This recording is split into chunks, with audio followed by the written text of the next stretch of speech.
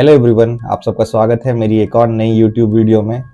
गोवा का एक guest house जहाँ पे अगर कोई भी गया तो शायद वो जिंदा नहीं लौटा, पर वहाँ पे गया हुआ एक गेस्ट, एक कपल जो वापस लौटा, पर उसने कुछ ऐसा महसूस किया जिसके बाद वो शायद जिंदगी में गोवा तो क्या, किसी भी टूरिस्ट प्लेस पे जाने से पहले डरेंगे। तो आज की कहानी है रोहित और प्रिया की। और इसके अलावा इसमें कुछ और भी एक कपल है। ये 4 लोग गए थे बेसिकली गोवा घूमने के लिए। ये चारों कपल थे दिल्ली के रहने वाले, दिल्ली की एक एमएनसी में वर्क करते थे, मतलब कि जॉब करते थे। तो उन्होंने अब सर्दियों के टाइम पे प्लान किया कि ये गोवा जाएंगे। दोनों ही कपल शादीशुदा थे, तो चारों ने प्लान किया कि हम गोवा जाएंगे। तो आप लोगों को पता होगा कि दिसंबर और जो जनवरी का टाइम होता है वो बेसिकली गोवा में काफ़ी ज़्यादा क्राउड आता है। और ये जो कहानी है ये आज से 3-4 साल पुरानी कहानी है। तो उस समय पे लोगों का एक ट्रेंड था कि जैसे ही मतलब न्यू ईयर का जो सेलिब्रेशन होगा वो लोग गोवा में करते थे।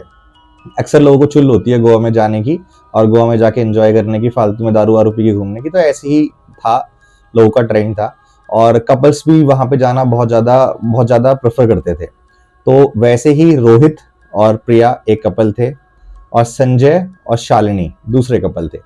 तो इन चारों ने मिलकर प्लान किया कि ये गोवा जाएंगे। तो संजय और रोहित ने सबसे पहले होटल्स की चेकिंग स्टार्ट करी, गेस्ट हाउस की चेकिंग स्टार्ट करी, लेकिन गोवा में उन्हें कुछ नहीं मिल रहा था। और जो मिल भी रहे थे वो उनके बजट में नहीं आ रहे थे, मतलब एक रात के 10,000 15,000 ऐसे थे और शायद वो उनकी सैलरी का 20-30% था। तो इतना खर्चा कोई भी नहीं करना चाहता है। तो ऐसे ढूंढते ढूंढते उन्हें एक गेस्ट हाउस मिला जिसका रेंट मात्र 1,000 रुपये था पर नाइट। दोनों ही देख के बहुत ज्यादा शॉक हो गए कि भाई ये तो बहुत सस्ता है और हमें यहाँ चलना चाहिए। लेकिन फिर थोड़ा सा डाउट भी हुआ मन में, बट उन्होंने सोचा कि छोड़ो यार, कोई बात नहीं, चल लेते हैं, देखी जाएगी। तो चारों कपल्स यहाँ से फ्लाइट लेके पहुंचे गोवा। गोवा पहुंचने के बाद उन्होंने ऑलरेडी बुकिंग कर दी थी उस होटल की। साउथ गोवा में ये वाला जो था गेस्ट हाउस था। तो ये वहाँ पहुंच जाते हैं और वहाँ पहुंचने के बाद इन्होंने वहाँ पे चेकिंग किया। तो जो वहाँ का केयर टेकर था उससे वो पूछते भी हैं कि ऐसा क्या रीजन है कि आपने अपने गेस्ट हाउस का प्राइस बहुत कम रखा हुआ है। और वो केयर टेकर बोलता है कि हम लोग इतने ज्यादा यहाँ पे ऑपरेट नहीं करते हैं, यहाँ पे ज्यादा लोग नहीं है और हम आपको यहाँ पे खाना वाना भी प्रोवाइड नहीं करते हैं। तो जहाँ यहाँ के जो ऑनर है उन्होंने बोला कि आप ठीक है, जिसको किसी किसी को आप दे दीजिए, ज्यादातर लोग हम देते भी नहीं है और हम इसको काफी कम ओपन करते हैं। तो इसीलिए हमने प्राइस भी कम रखा हुआ है ताकि कभी लिमिटेड टाइम में हम इसको ओपन करते हैं। तो ठीक है, चारों कपल सोचते हैं चलो ठीक है, कूल है, हम चलते हैं। तो वो अपना दोनों अलग अलग रूम्स मिल जाते हैं। पहली रात जब वो पहुंच जाते हैं तो आराम से फिर जो होता है रोहित और जो प्रिया होते हैं वो फर्स्ट फ्लोर और सेकंड फ्लोर पे चले जाते हैं। तो जो संजय और शालिनी थे वो लोग चले जाते हैं सेकंड फ्लोर पे और रोहित और प्रिया फर्स्ट फ्लोर का को ले लेते हैं। अब जब पहली रात आती है तो सो जाते हैं वो लोग अपना 11-12 बजे तक नॉर्मली बात करते हैं। और उसके बाद तकरीबन रात के 2-2:30 बजे जो प्रिया होती है उसको अपनी जो हॉल होता है वहां से उसको रात को किसी औरत के रोने की आवाज आती है। काफी जोर जोर से वो औरत रो रही होती है। और उसके बाद जो प्रिया होती है वो उठ के बाहर जाके देखती है। उसको लगता है कि शायद शालिनी जो है वो संजय से लड़के नीचे आ गई है मे बी, और वो हॉल में बैठी हुई है। तो उसके दिमाग में कुछ ऐसा नहीं आता कि कुछ भूत होगा या कुछ हॉरर एक्टिविटी या कुछ ऐसा एलिमेंट हो सकता है। तो वो जाती है, जाके देखती है वहां पे अपना आराम से। अब वहां पे कुछ नहीं है और वो नॉर्मली चेक करती है, वहां कुछ नहीं होता और वो वापस आ जाती है। तो उसको लगता है शायद उसका वहम होगा।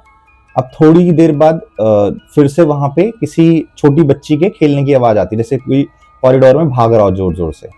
अब जैसी ये आवाज आती है तो फिर से प्रिया की आंख खुल जाती है। तो प्रिया इस बार बाहर नहीं जाती है, प्रिया रोहित को उठाती है। रोहित को बोलती है ऐसे ऐसे बच्चे की आवाज आ रही है। तो रोहित अपना थोड़ा दिल्ली का लौंडा था, थोड़ा कूल था, तो वो बोलते हैं यहाँ बच्चे बच्चे कहाँ से आ गए, छोड़, तो इग्नोर कर, ठीक है। तो वो बोलता है उसको कि वो बोलती नहीं, मुझे ये दूसरी बार हुआ है। अब रोहित उठता है, रोहित उठ के देखता है, पूरा घूमता है, तो भाई कुछ नहीं होता। अब वो वापस से तो वो बोलता है तो तू थक गई है तो सो जा आराम से, इतना टेंशन मत ले, इतनी भड़क मत कर। तो वो बोलती है कि चल ठीक है, शायद मे बी मैं थकावट से मुझे आवाज आ रही हो। तो ऐसा होता है। थोड़ी देर बाद जब दोनों सोते हैं तो उन्हें गेट पे जोर जोर से नॉक होता है, बहुत जोर से नॉक होता है गेट पे।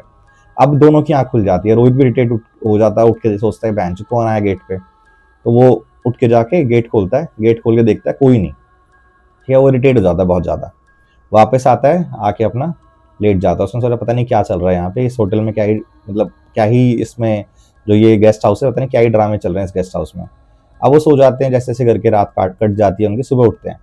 सुबह उठ के वो संजय को और को बताते हैं कि भाई ऐसे ऐसे सीन हुआ है हमारे साथ, तो क्या तुम्हारे साथ भी ऐसा कुछ हुआ था?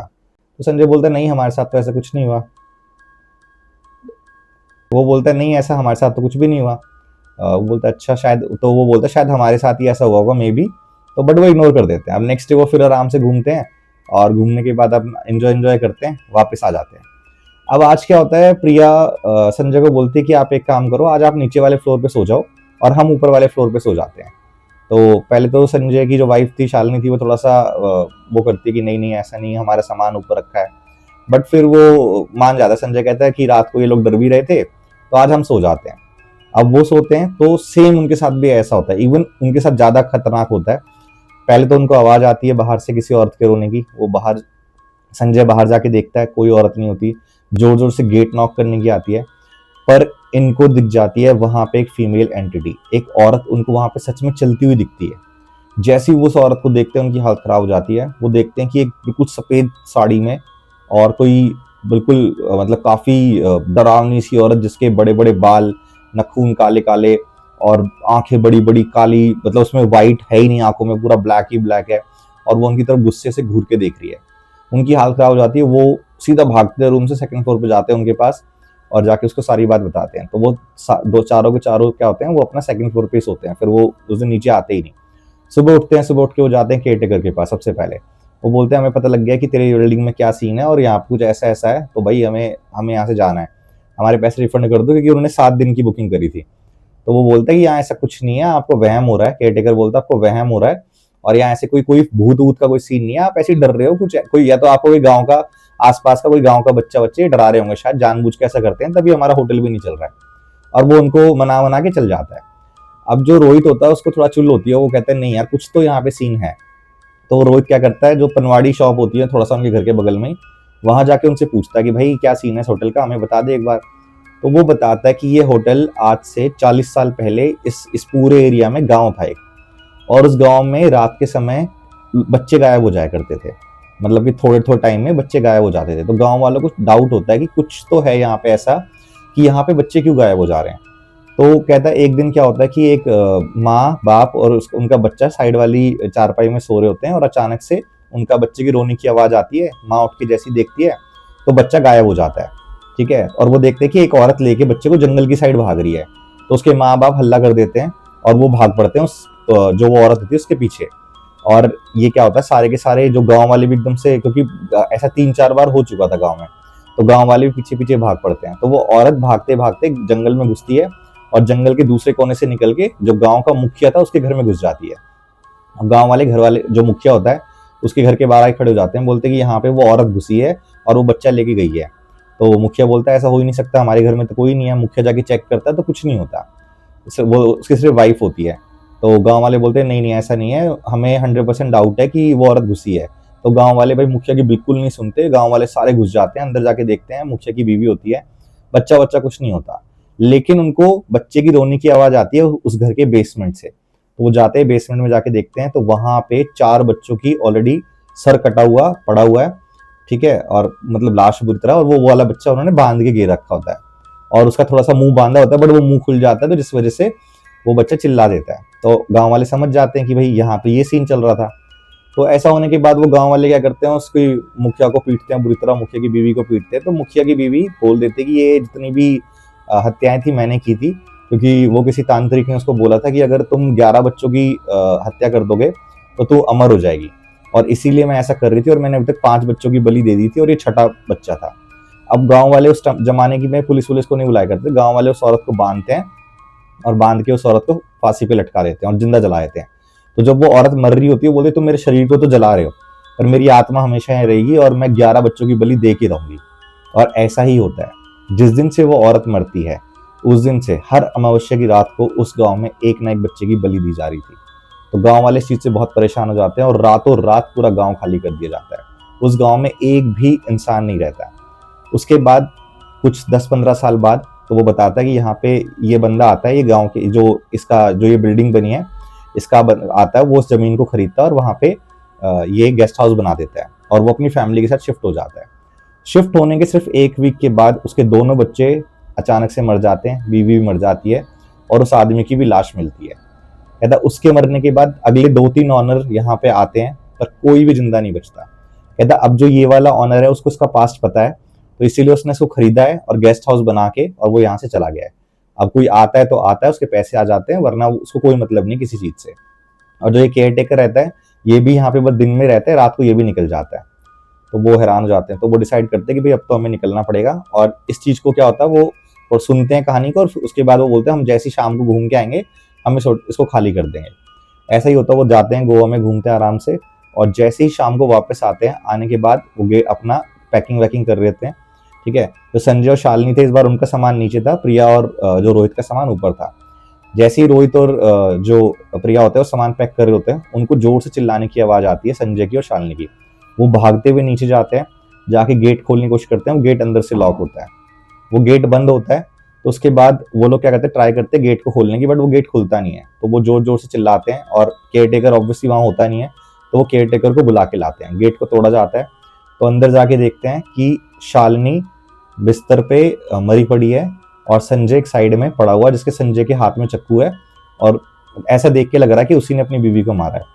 तो संजय पुलिस आती है, संजय को उठा के जेल में ले जाती है।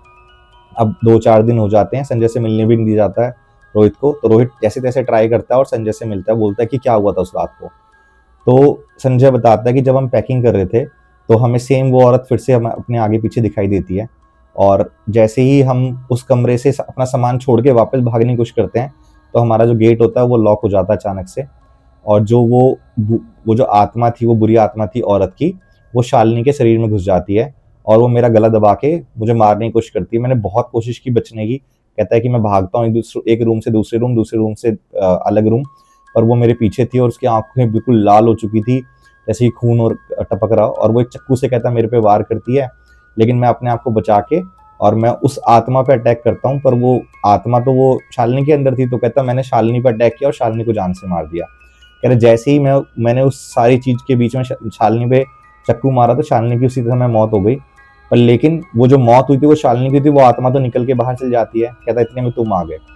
तो अब ये सुन के, अब पुलिस तो किसी भूत प्रेत पे मानती नहीं है, तो उसके बाद जो होता है वो केस आज तक चल रहा है शालिनी और संजय का। तो रोहित बताता है कि उनकी एक गलती उन पे बहुत भारी पड़ी। अगर वो सामान लेने के लिए वापस उस होटल में ना ही जाते या अगले दिन जाते तो शायद संजय आज ये जो फेस कर रहा है उसे ना करना पड़ता, उसे अपनी बीवी के मर्डर का केस ना लड़ना पड़ रहा होता, जिसमें उसकी कोई गलती नहीं है, क्योंकि हमारा कानून भूत प्रेत पे विश्वास नहीं करता है। तो रोहित ये कहता है कि अगर आप कहीं भी जा रहे हैं तो आप प्लीज़ इस चीज़ का ध्यान रखें कि सस्ते के चक्कर में कोई होटल बुकिंग ना करें, पहले वेरीफाई कर लें। तो ये चीज़ें बहुत इंपॉर्टेंट है। मैं आप सबको भी कहूँगा कि अगर आप अपना घूमने का प्लान बनाते हैं तो कुछ पैसे बचाने के चक्कर में ऐसी गलती कभी ना करें।